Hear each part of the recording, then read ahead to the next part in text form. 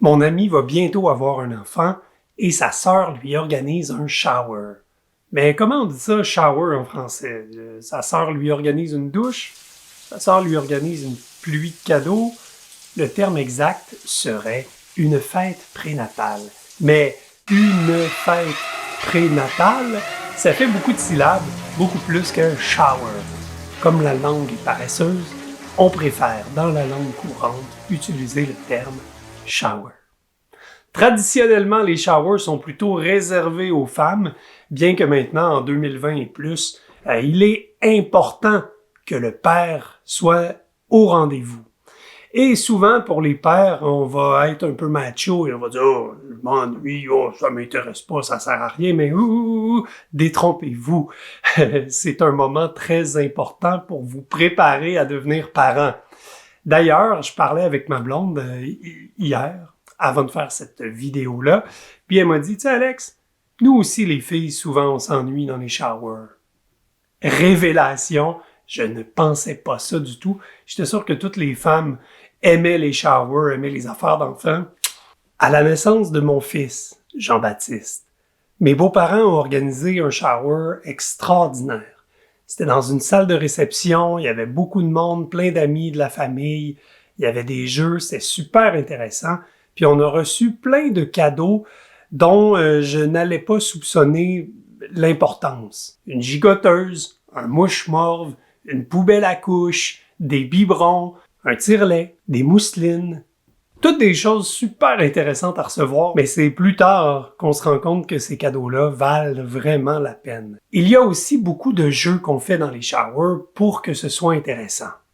Notamment, poser une couche sur une poupée, mais avec des mitaines ou des gants. On aurait goûté les petits pots pour essayer de déterminer c'est quoi la saveur. Il y a aussi un pool qu'on fait pour savoir quand va être la naissance de l'enfant, quel jour, quelle heure, quel poids, quel sexe. Et évidemment, on gagne beaucoup d'argent avec ça à la fin. Pour le shower de mon amie Claudia, sa sœur nous a envoyé des vœux à écrire pour le bébé.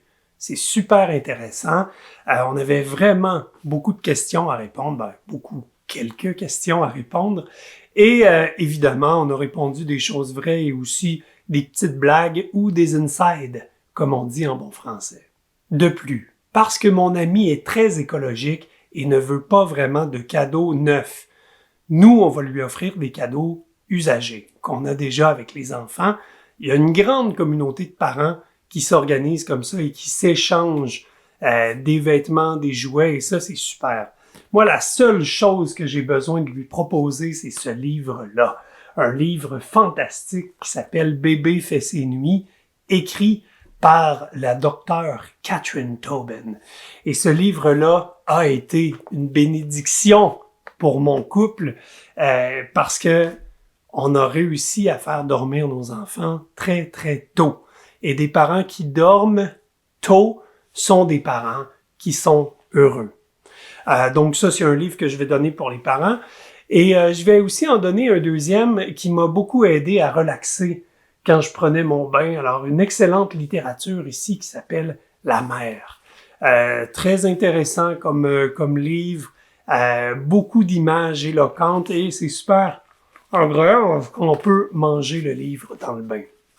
Alors, mesdames, messieurs, pour l'effet balle de neige, c'est Alexandre qui te souhaite une excellente célébration de la vie et de la parentalité.